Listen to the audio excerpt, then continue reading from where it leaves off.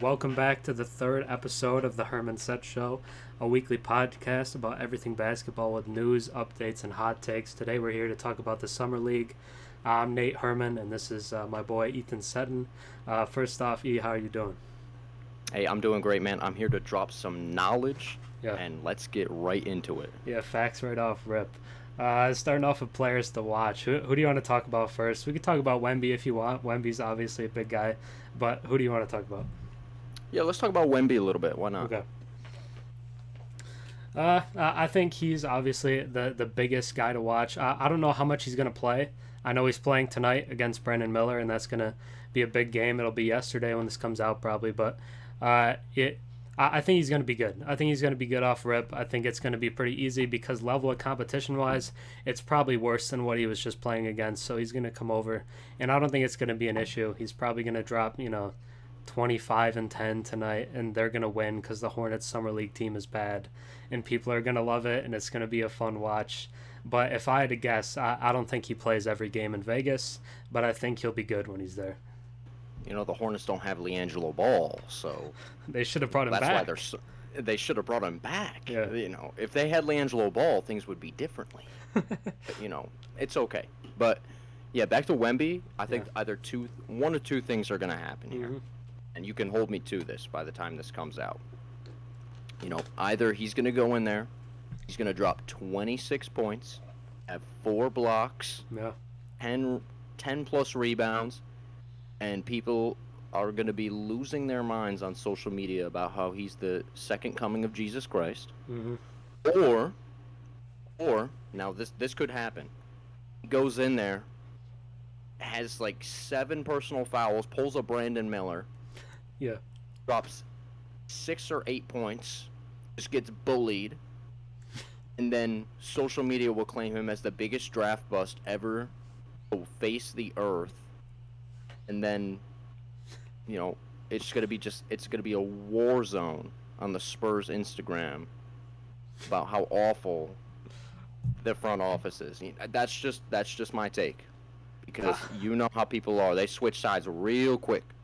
Oh, they do. I think he's probably protected to a certain extent, because the Hornets have no good big guy coming in. It's not like there's some first or second year dude that's awesome as a big man, unless you're like really in love with Kai Jones or something. But I don't Kai think Jones, he's physical, I don't athletic. I don't think Kai Jones is gonna body Victor Wembanyama. So I think they're probably all right on that front. They Uh, need to sign but Kenneth Faried right now, as we speak. They need to sign Kenneth Faried, the 6'8" manimal, and they need to yeah, have him bully Wembayama. they can't throw everybody at him, which is a bonus. Because the Spurs have a few young guys that should draw the attention away. Because they got Sohan playing. I believe Malachi Branham is going to play. Blake Wesley is going to be out there. Julian Champagny was awesome in Sacramento. So it feels like there's going to be enough pulling away from Wemby that it's not like the Hornets can just throw like 3 guys at him in the post and completely shut him out. So I, Well, I, I think it's possible he could play poorly, but I think the overwhelming likelihood is he runs it up pretty easily. if Wembayama's security team can protect him hmm from, who was it, Britney Spears? Yeah, Is that who it was? yeah, it was Britney Yeah, Spears. If then I think that the Spurs coaching staff can protect him from getting exposed out there. Do you think that So really happened? I think that's a load of oh, garbage. let's talk about that for a second. Hold on. Yeah, we can spin it Britney to that. Spears goes out and says, I tapped him on the shoulder. Mm-hmm. First off, Britney, girl, He's seven you foot are not five. touching that. You're not touching that man's shoulder. For fraudulent activity number 1. Yeah, would never happen. Secondly, they go out and they say, "Oh, immediately, without look, was backhanded in the face." I'm sorry. Like, I think a security team's gonna look around and see who it is and then try to, like, Yeah, figure it out from there. I don't think, like, I'm turning around and I'm immediate swing. smacking somebody. Yeah, no. So I think, welcome to the United States, Victor. Things happen over here. This ain't France, boy. It's crazy. We're in 2023 now. Britney Spears, big popular early 2000s, And I 100% think Britney Spears was trying to get clout off of Victor Wembanyama. I'm telling you, that's what happened. She wanted Britney to be Spears is relevant big. again. She wanted relevance again. Try to get in with the young crowd who knows who Wemby is and don't know who Britney Spears is in the year 2023. I think we're past Britney Spears' prime here. One of the Google search. Yeah. Britney Spears is in her Lakers Carmelo Anthony run right now. Grizzlies Allen Iverson is what Britney Spears is in. So she's looking for anything, but no, I don't think there was anything really important there that is going to come from that. But I want to talk about his teammate, actually, from Mets 92. I think Bilal Coulibaly is going to be really interesting to watch in the Summer League, just to see how he kind of shifts from that French league to American basketball. Because Victor, in like the only NBA rules game he played in a couple, I guess, but it was high 30s in the points. It was shooting threes everywhere. It's a lot different from the French league. A lot of foreign players have said the NBA is easier to score in just because of the different rules. So I'm interested to see if Coulibaly is going to be a guy who comes out and balls out in the summer league right away, or because he's more of a developmental guy, if that's going to be shown right away. So Yeah, the big thing for me with him, I want to see how his scoring translates. You know, he hit that growth spurt where he grew. I think it was like 8 inches or something. We talked about it a little bit in our previous episodes.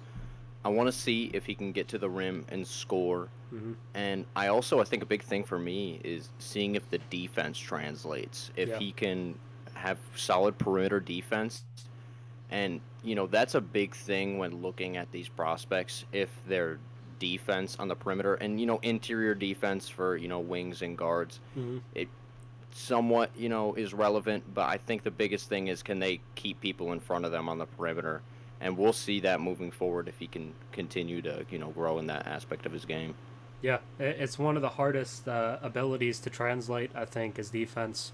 It's something a lot of rookies who are touted as good defenders struggle with right away. Although I think someone like Jabari Smith Jr. was a pretty good defender last year. But most of the time when players come in and they're good defensive players, it takes some time. But we'll see if he can come out and do that right away, because that's a sign of a great rookie. If you can come out and play defense right away, you're going to make a winning impact and you're going to get a lot of minutes. So I think that's something that if he can do that, I think that'll be huge for him. And there'll be a lot of opportunities for buckets, because the Wizards Summer League team honestly doesn't have a ton of talent on it. It has Johnny Davis on it, and it has him and their other pick, that tall dude from overseas. I can't remember his name. Tristan Vukcevic, that's the dude's name. Yeah, there you go. Yeah. But there's not a ton of talent on it, so we'll see how he plays. But you got someone else you want to talk about here? I do, and I want the viewers at home to listen to me very carefully. Yeah. For the Minnesota Timberwolves, someone who's flown under the radar, you may not think that I'm about to say, but Matteo Spagnolo from overseas, the second-round pick from last year's draft. Matteo Spagnolo, he is going to provide the second coming of the Minnesota Timberwolves franchise. People think that Anthony Edwards, Karl Anthony Towns, will revive the Timberwolves. They think that they'll carry them to a championship. No. Matteo Spagnolo, the overseas point guard, it reminds me of a smaller version of Kyle Anderson because he runs in slow motion. He's slow, but let me tell you something. Ricky Rubio type passing. He can grab a rebound. His shooting, subpar. But that's not holding me back from saying that he's going to grow into one of the greatest players that this game has ever seen. Matteo Spagnolo, 2022 second-round pick, is going to provide the greatest impact on this summer league that we've seen in the history of the game. Bigger than LeBron James, bigger than any of your favorite players. Matteo Spagnolo. That was a deep cut. It was a crazy cut a little bit, I think. A little bold crazy? there. Yeah. The greatest impact that Summer League has ever seen is Matteo the words that came out of your Spagnolo, mouth. catch him. The Minnesota Timberwolves, his second year in the Summer League. Last year, you know, they sent him back overseas to develop more. Yeah. And that's only because they felt bad for the entire league, because he would destroy everybody. He can be good. So now I feel like he's a backup point guard this year for them. But I think he's someone who could crack the rotation. I think he's a guy that'll take a little time. Let's go. The overseas Yes, guys sir. usually take a little time. But he's interesting to me for sure. I think he's someone who can make an impact. I feel like the Wolves got a free agent point guard. I can't remember who that is now, but they were matter. active. It doesn't matter. They got they got Spagnolo there. Right. They still got Mike Exactly. Conley there. But yeah, it's a good staff to learn under. It's a good veteran point guard to learn under, and they had Ricky in the past, so they know how to handle the foreign guys, and he could be interesting. I think he's a guy who is a little different from what you normally see in today's game, which can be a benefit or that can end up hurting you. But I think it'll be cool to watch what he does, just because it's hard to tell a lot of the times with these foreign guys, like we've talked about with the other two, just how it'll translate, because the game is a lot different, the rules are a lot different, but the talent is there with him, and there's a reason that they drafted him and that they care about bringing him over to the summer league this year. Yeah, I usually comment the goat emoji under his Instagram posts because he Yeah. doesn't have a lot of followers and he usually likes them. So, Wow. respect to Matteo So Spagnolo. you guys are boys. Maybe we'll have to get him on the pod sometime. Get We Spagnolo on no, the we're gonna pod. have to get him on the podcast. Yeah. No, 100%. All right, let's shift to someone else. I'll talk about Scoot. I want to see what Scoot does. He's on a very good Blazers G League summer league team. My bad.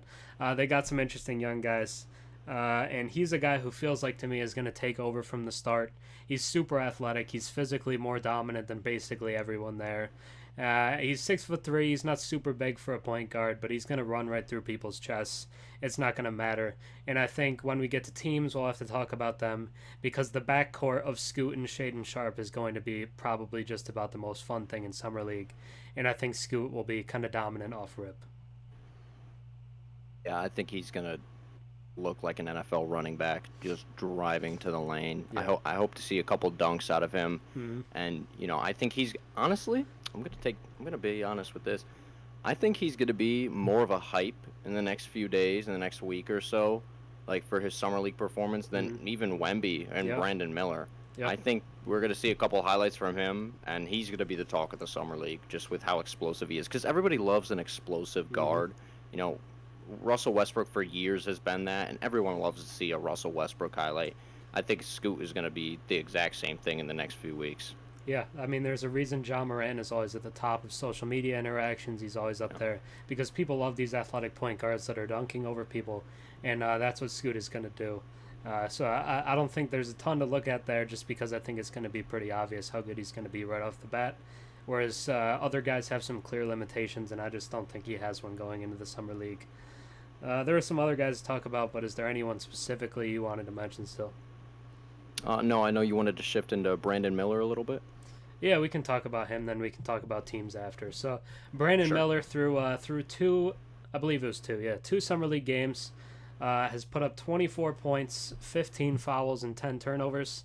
Not exactly what you want to see when you have more fouls and turnovers than points, but it's been a rough performance from Brandon Miller. But like I talked about in my video, I think the biggest thing, the most concerning thing, is the lack of confidence, because he only took 4 shots in his second game. I don't care about the turnovers. I don't really care about the fouls. The thing to me that's more concerning than anything else has to be the unwillingness to take shots, because like Kobe would say, he'd rather be 1 for 30 than he would be 2 for 4, because that means he stopped shooting. So I just want to see Brandon Miller be more aggressive. He's 6'9" and can do everything on the basketball court. Pretty much every summer league game he walks into, he's going to be the most talented player there. So there's no reason that he's taking 4 shots in basically 30 minutes. But the fouls and turnovers are concerning, but I think the aggressiveness to me is the most concerning thing with him. Yeah, I want to see him taking more shots, but I also think, just coming from, we're both athletes on, at the college level, it's a learning curve, taking that step from college to the pros. Yeah. I look at back, the first time I ever pitched in a collegiate baseball game, the first batter I ever faced hit a 3-run home run, dead center, John Sun, Utica University. Yeah. 3-run home run, dead center. And, I thought, It's I will over. never pitch ever again. Yeah.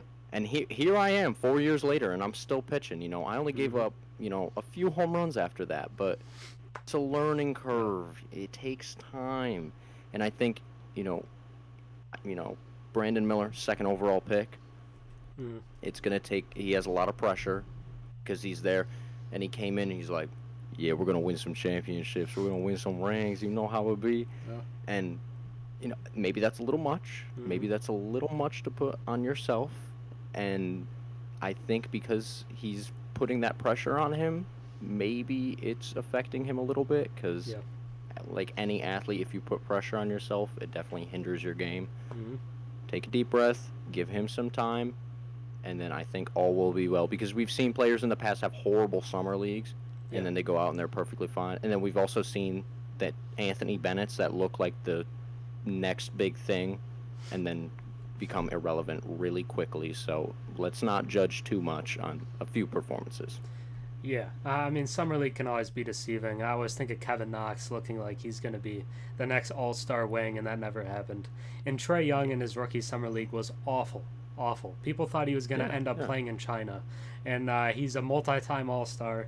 He's one of the best scorers in the league, so I'm not too concerned about it. It's the same guy that put up 41 in an SEC game. It's the same guy that was All-American as a freshman. I don't think there's a huge reason to be concerned. History would tell us when there's three great prospects at the top, one of them's not going to be very good. That's just kind of how it works. And the odds-on favorite right now would be Brandon Miller, but I think it's way too early to really realistically have any fair criticism of what we've seen, just because it's not NBA competition. It's really just to get reps, and I think it would be unfair to really critique him harshly. Yeah, I saw Anthony Bennett's Summer League highlights Mm-hmm. the other day, Yeah. and it got me out of my seat with how good he looked. Yeah. And then I had to realize, oh wait, Anthony Bennett does not play basketball he's not anymore. good. He's gone. I was like, this guy's the next big thing. I said, oh, that was 12 years ago. Yeah. Never What a mind. bummer. What a bummer. I was like, this guy's exciting. Look at him taking those step back jump shots. Look at him throwing down two-hand back scratchers in the Yeah. paint. And then I realized, like, he looks like a broke Andrew Bynum. That's what he looked like. Yeah. Yeah. I don't know. I remember those crazy summer league debates when people thought Kyle Kuzma was better than Jason Tatum. So that bled into their rookie years too. To be fair, Okay, the 2017 Lakers Summer League team one of was the best one ever. was looking like the 96 Bulls. It was a great team. It was a historic summer league team, and one of the best ones I've seen. But I don't want to beat a dead horse, criticize Brandon Miller any further. I think that feels unfair. So we can move on from him. Now. We can talk specifically about teams now. Coming off of that Lakers' greatest team ever, I don't think there's any team like that this year, but I think there are some fun ones. I'll start us off with the Thunder, because when you look at the Thunder, they're a team that's been building up assets for a while now. They got Chet Holmgren playing. He's obviously the big one. But Jalen Williams, who was top 3 in Rookie of the Year voting last year, is still there. The other Jalen Williams is there. Jeremiah Robinson Earl, who's like an okay rotation guy in the league, but for a summer league team is going to be very good. Cason Wallace is going to be there. There's going to be a lot of talent on this Thunder summer league team. Yeah, Trey Mann there too, who's been hooping. Yeah, don't Trey Mann has been hooping. I know. On Trey Mann's name. Ousmane Dieng is going to be there, a lottery pick last year as well. So the Thunder are stacked with talent, and to me, they would be pretty clearly the first team to watch if you're looking for a whole collection. Yeah, you just named like an entire roster of like NBA young talent, and that's just their summer league team, which is kind of scary because they've been collecting draft picks like Infinity Stones for years now. Yeah. And I think that Chet Holmgren, I'm a big fan. I think he's fantastic. You saw him with a couple blocks in his like the precursor summer league games. Yep. He was nice with it. He was nice, and he was getting physical down low. I like to see a little elbows flying there with Chet. Okay, Chet. Okay, go to work, Chet. And I think if he continues that, like, big boy Chet is going to be in the running for Rookie of the Year. He better watch out, Wemby, because Chet is coming. Yeah, yeah. He was good. I think the scoring maybe left a little to be desired in his first summer league cares stuff. about scoring when but you got that's not the big like thing Chet. with him. You care about the defense, you care about the rebounds, and you care about all the little things. And Chet was doing that. I think for a guy coming off of a pretty serious foot injury, what he was doing I thought was good. I wasn't concerned about it at all. I think he's going to be great. And he has a bunch of great teammates. So if you're picking a team to win, I think the Thunder are probably pretty high on that list. But we can move it on from them. You got another team you want to watch? Yeah, let's talk about the Lakers. Okay. A little homer pick Max there. Christie. Yeah. You know, Michigan State, he's young. I think he's 20 years old right now, 20, 21. Mm-hmm. You know, young guy. 20. And, you know, a lot of Max Christie haters out there in the world right now. Yeah. Because, I mean, my boy barely played last year. Like, he should have been in college. He should have been in Psychology 101. But no, he was balling out on the Los Angeles Lakers. Yeah. So, give my man some time. But anyways, Max Christie out here dropping 20-plus points a game Mm-hmm. in the summer league games. He's looking like somebody that could actually, like, hop into a few Lakers games this upcoming year that have some meaning to it. And I know that the Lakers right now, they went out and they signed a bunch of guards, you know, Gabe Vincent now. They still got D'Lo. But that doesn't mean that one of them isn't going to get a foot injury. Oh, I broke my fingernail. You know, we know how D'Lo is. Yeah. And that means that Max Christie can hop right in there, and he's going to get some minutes because I know LeBron's a fan of Max Christie. Mm-hmm. And if we see him continue to play well, and like he did in the first Summer League games, I think that's just going to show you what he's going to do this upcoming year. Yeah, it's a great backcourt for a summer league. I like what Jalen Hood-Schifino has done so far, too. I think he's been pretty solid. Yeah. And when you run the two of them out there together as your young future backcourt, I think it's pretty nice, especially for the summer league. You're not looking for the Lakers to win it because they're not a team with all these super high lottery picks and all this stuff like that, but you're looking for development. And I think Max Christie, who didn't get a ton of play time as a rookie, like you're saying, for him to show that in the summer league, I think is really impressive. And that's what you're looking for. You're looking for second-year guys to come in and ball out. And I think that's what Christie's been doing. I like Jalen Hood-Schifino, too. As a passer as well as kind of getting to the rim. I think he's done both of those pretty well. Could improve as a shooter. I think that's probably Hood-Schifino's biggest problem. But they got some other guys out there. Maxwell Lewis is a second-round pick. Could be interesting as a 3-and-D guy. Cole Swider out of Syracuse. He likes to shoot the ball. He spaces pretty well. Yeah.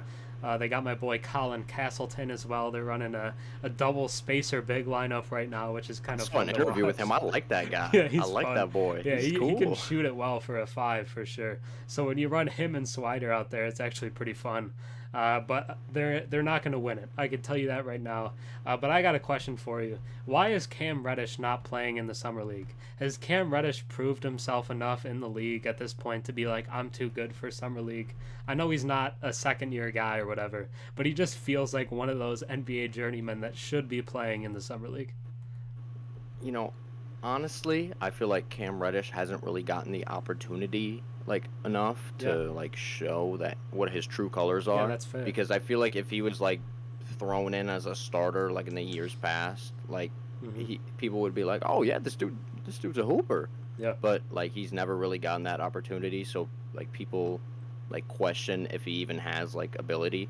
Mm-hmm. I mean, think about it. He was the number 2 overall high school prospect going into college. I mean, he was a first-round pick.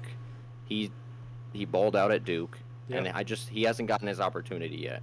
Yeah. And hopefully, with the leadership that the Lakers bring, I think that he's going to get a lot more opportunities upcoming year. I guarantee he's going to get a bunch of starts too. He should, yeah, occasionally. Yeah, he's going to get a couple starts. Things are going to pan out for him. I know he's not playing in the summer league, but he has the abilities there. I don't think he needs to go and play against a bunch of 19-year-olds. I think he'll be okay.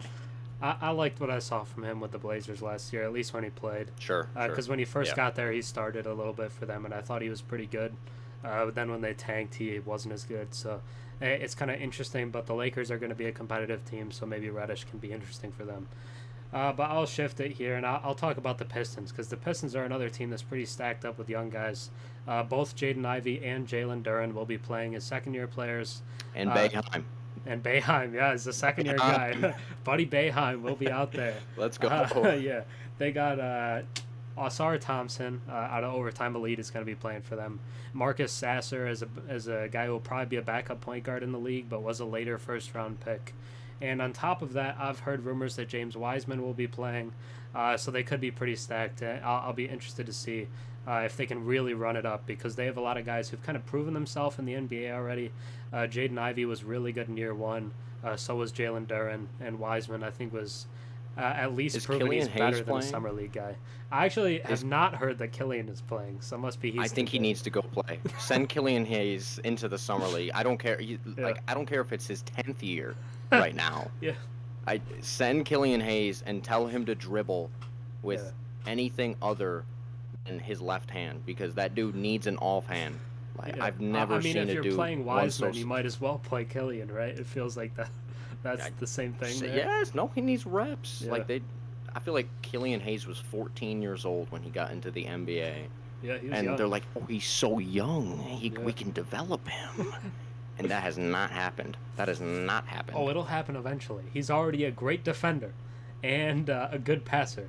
He just needs to work on all of his offense, and he'll get there. Every aspect of his offense. He needs. Honestly, he should just stay on the defensive side. Just wait on the other side of the court. Yeah. And just let them run 4-on-5. Yeah, I mean, homie. You're probably not losing much. Yeah. Or you know what? I'll say this for the real people that watch. Mm-hmm. Is to pull a Buddy Hield rookie of the year, like not rookie of the year, but rookie season move. Because Buddy Hield, when he was on the Pelicans, people forget that Buddy Hield was on the Pelicans. All Buddy Hield did was run to the corner and just stand there with his hands like this, waiting to shoot the ball. He didn't move on offense. Yeah. You can go watch videos of it. All Buddy Hield did was just stand in the corner waiting for the pass. Maybe Killian Hayes needs to do that too, even though he can't shoot. But you know what? It would create a lot less problems for the Pistons. Not the slander on Killian Hayes, but we really needed to talk about that because at some point, Killian, my man, we need you to do something for the Pistons team, please. Yeah, Ausar and Ivy will probably be the most athletic backcourt there. They'll be fun to watch in terms of getting up for stuff. Maybe outside of Scoot and Sharp, who will also be extremely athletic. But those two backcourts will be fun to watch. I think those are really the only two guys on the Blazers that are really interesting to me, outside of maybe like Chris Murray, if you're a big Chris Murray guy. Ooh, Chris Murray! Jabari Walker, second-year guy. But I don't really want to talk deeply about them, so we can shift it. I actually want to talk about the Raptors, because I think a lot of people aren't talking about them. They got my boy Grady Dick. Yes! One of the best shooters in the draft class. Super fun to watch, but underrated. Outside of that, they have Marquise Noel, who was one of the best stories of college basketball last year. Looks like he's 5'5", but is an excellent passer, can shoot it like Steph Curry. He crosses half court, he's pulling. So the two of them together, I think will be super fun to watch. And I like the backcourt that they're going to have there in Noel and Grady Dick. Did YouTube demonetize your Grady Dick video because it has his last name in your? No, they actually let it slide. I was surprised. No, because I was so I looked at it after 10 hours posting and didn't have a lot of views, and I said they 100% I said the same thing. I'm like, they totally shadow banned it. Yeah, they shadow They're banned. hiding it because it has Dick in the name. Yeah. That's exactly. I saw that and I was like, he got shadow banned for that one. They don't even know about my boy Grady Dick like that. They don't know he's like that. He's that guy. I feel like we talked about him last week even, but gonna be top 10 in jersey sales for sure. That's gonna be the #1 frat house jersey for the next 10 years. But Grady Dick, I think he's fun to watch. It'll be interesting to see if he can do anything off the dribble outside of just spacing. I think that's going to be the biggest thing with him long term too, is if he can create his own shot outside of just spot up. Yeah, we mentioned last time, having the ball in his hands. He needs to develop as a guy who can create his own shot. Yep. Because in Kansas, he was a little more of a catch and shoot person, but that'll come. I have full faith because he's really talented. We've seen his AAU highlights. He did have the ball in his hands and he was able to score. He can even get to the rim. So, yep. a lot of upside for Grady Dick, and I think he'll do just fine. Yeah, I feel like we talked about a lot of teams. We don't really need to talk about teams anymore. But we can talk about some guys that we want to shout out from the summer league we've seen already. I want to start off with our boy Jaime Jaquez, who lit it up in his first game. I loved watching him. The biggest question I feel like people had coming out, they're like, oh, he has no upside, right? We know what he is. He's pretty slow. He's like a new age Kyle Anderson. I'm telling you, he is not Kyle Anderson. He's very athletic. We saw him blowing by people. He's dunking on people. Jaquez is out there to put on a show. And he was spacing the floor pretty well, too. I really liked what I saw from him, especially in the first game. Yeah, that poster that he had, Oh yeah. that clip that kind of went viral. Like I've seen it all over social media. Yeah. My boy throwing it down. Yeah. And no, we've known that. We've known he can have that. You know, I've some been people there they were since like, day one. "Who is this guy? Who is he? I've never heard of him in my life." Yeah. I'm like, "They're sleeping on him. They're sleeping on my boy." And you saw he already has his first highlight, and I think it's only gonna go up from here because Eric Spoelstra is a genius when coming in and untapping potential out of people. Yeah. And he's only gonna get better. So he's already looked great. So I'm excited. He got some motion from it too. You see, he was on Paul George's podcast the other day. Jaime Jaquez was the Pandemic featured P. guest. Yeah. On whatever his excuse me, podcast is called, I forgot. Not Pandemic P. Yeah, a playoff P. Yeah, that's right.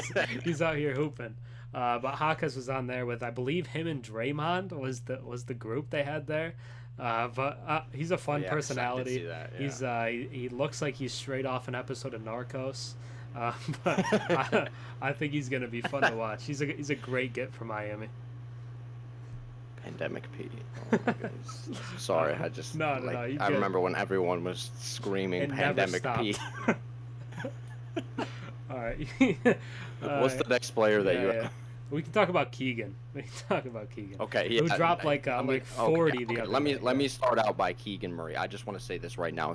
Keegan Murray, if you're watching the podcast, why are you playing in the summer league? Why are you playing? You should not be playing.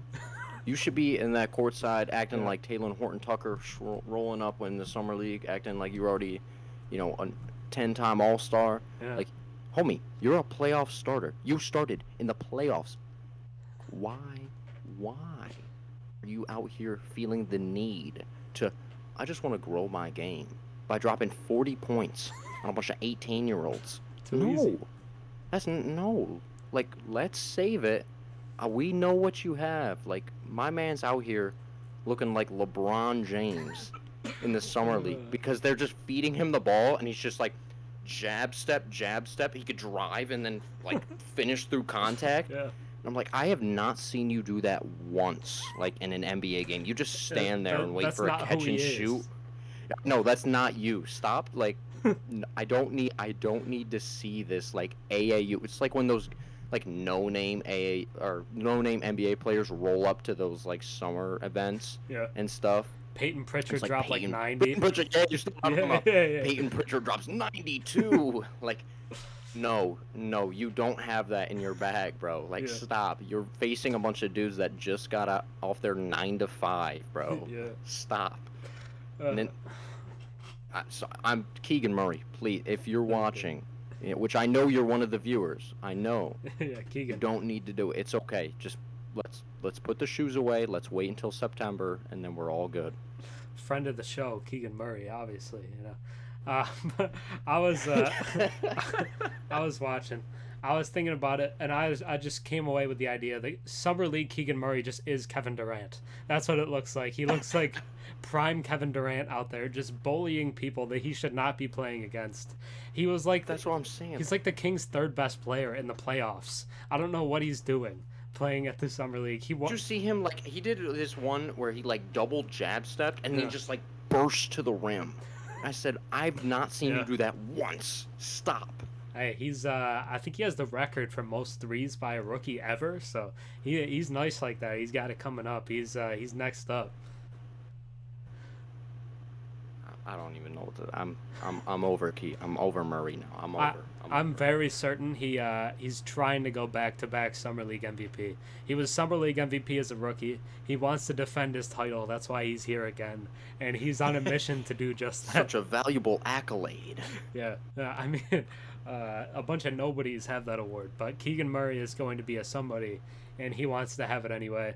You got anybody else from the Summer Leagues you want to talk about? I got a couple other guys I could, but if you have one, we can talk about them. Yeah, no, I've already named my few Summer League guys, leading with Matteo Spagnolo, once again, the greatest basketball player ever to step on the face of earth, Matteo Spagnolo. Yeah. Watch him on the Minnesota Timberwolves. Yeah, Max Christie was on my list as a guy who really stood out. Yeah, Max. I've loved the Jazz backcourt of Keontae George and Agbaji. I think they both look really good together. A couple other guys. I mean, Terquavion Smith, a guy who was once projected as a lottery pick, has been balling for Philadelphia. The Grizzlies guys. I like the Grizzlies guys a lot. They're running out Kenny Lofton Jr., who's one of the most fun just player types we have in the league right now. David Roddy out there as well. And then Gigi Jackson, who was another guy who was projected lottery and slipped to the second round, who's been fun to watch. They got a lot of cool, weird, interesting young guys there that I think have been good. I saw the Grizzlies clip where the person flopped on like an elbow, like to the face area, and got that like technical foul. Like, what are your thoughts on that? Like, I know it's not really about the Grizzlies, but no, what are we your can thoughts on wrap it that into flopping final thing? thoughts. We can talk about that. We can talk about the tech stuff. I don't know. I kind of like it because I think the flopping has gotten kind of out of control at points. So I don't have a problem with giving out techs for flopping. I saw they gave one to my boy Lester Quinones, who had 2 techs in his summer league debut the other day. But I don't know. I don't have a problem with it. I think it's important to crack down on flopping because it's kind of frustrating to watch at times, especially when You hear that, Nikola Jokic? You hear that? I hope Jokic hears that really clear because I LeBron am does it so just tired. as bad. I've never seen LeBron flop in my life. That's He's not never true. flopped. Now you're just lying. You've flopped so many times. Absolutely not. No. Nikola Jokic, never again will you flop. And I hope every single time you flop, you argue with the technical foul and get a second technical. And get thrown out of the game. Get him out of there. Get him out of there. I just assume Marcus Smart landed in Memphis and immediately started teaching every player they have how to flop. That's my assumption on what happened. It was. I think it's not been too bad though, because they're not calling it all the time. So I don't think flopping has been a serious issue. You want to talk about all the fouling, because I've seen multiple guys foul out of a 10-foul summer league game, and I'm just interested in what you think, because I'm kind of confused by why that's happening. Okay, so it's all the young referees, right? Like the prospect referees. Yeah, they're working on it. Yeah. They're whistle happy. They are so whistle happy, and I think that they're purposely like telling them, hey, like if you see a little bit of contact, you need to whistle it. So because people are going to complain. So if they see like you getting flicked in the hand, foul, and like, so I think it's a. So it's the ticky-tack fouls. You think that's what it is? I think it's like they're calling all the contact mixed with also like a lot of young aggressiveness, because like you 100% know that these summer league coaching staffs are like, defense, defense, defense. You need to show your defense. You need to show that you're valuable to an NBA team by playing defense, hard defense, run, not constantly, blah, blah, blah. And so like these guys are like just 100% physical the entire time, combined with the whistle happy refs. You know you're going to get a lot of fouls. So I just think it's a recipe for disaster. And you know, once you get out of these inexperienced whistle happy refs out of there, and then you get back to like the lackadaisical, I'll let anybody shoot NBA regular season vibes, like I think all is going to be well. It's going to be okay. I think it'll be better when we get to Vegas, because Vegas is the big one. I assume the refs will be a little better, because I think in Salt Lake and Sacramento summer leagues, probably the refs aren't quite as nice. Sure. I miss the Orlando Summer League. I don't know about you. That was one of my favorite ones. I don't know why they did that. Okay, let me say, Orlando Summer League, I still have a bunch of the highlights saved on my phone. Yeah. Back when the OKC Thunder, Cameron Payne and Mitch McGary balling out for the OKC Summer League. In the tiny gym with the one court. Yeah, like the one air conditioner, like in the top left, like 5 people there. Yeah, they're wearing practice jerseys. You know, it feels like you're inside of practice. You know, that's what I liked. Yeah, like just the vibes for that is because there's like 6 people in the gym. You can hear the players yelling at each other. Yeah, I miss that. That's good basketball. That's that right there. Oh, bring it back, man. Bring it back. Mic up the NBA players. I want to hear the trash talk. I know. I want to hear it. That was the best part. Yeah. Yeah, like I got to hear these young guys going at it. Yeah. All right, we can wrap it up. There's a lot of fun games on today and over the next week. I think it's Wemby versus Brandon Miller tonight. We got Scoot versus Amen Thompson. But of course, the biggest takeaway from the entire pod is to watch Matteo Spagnolo over the course of the summer league action. But yeah, that's probably all we'll talk about. Next week we'll probably be back talking about reactions from the summer league after most of the games will be done, I believe, when we get on next week. So you can wait for that. Think about subscribing if you're new watching the show. But you got any socials you want to shout out? Shout out to the Instagram. Join us on our new thread page that they have. Whatever that really is. Threads. I don't think anyone really knows what that is, but we're gonna figure it out. Follow on the TikTok. Yeah. And join us next week when we make a specific video about Matteo Spagnolo and how he's the next greatest thing in NBA history. And thanks for watching. Shout out to all the people that watch and all our fans, because we got all those millions of fans across the world. That's right. And and I know who do we say was a big fan? What NBA player earlier? Oh yeah, Keegan Murray. Keegan Murray, friend of the podcast. Yeah, friend of the podcast. Get out of the summer league, Keegan. Final thought. Yeah, this is our shout outs, Matteo and Keegan Murray. If you want to get on the pod, the spot is open. But yeah, that's going to be it from us. Thank you guys for watching. Have a good rest of your day. That's it from us. Peace.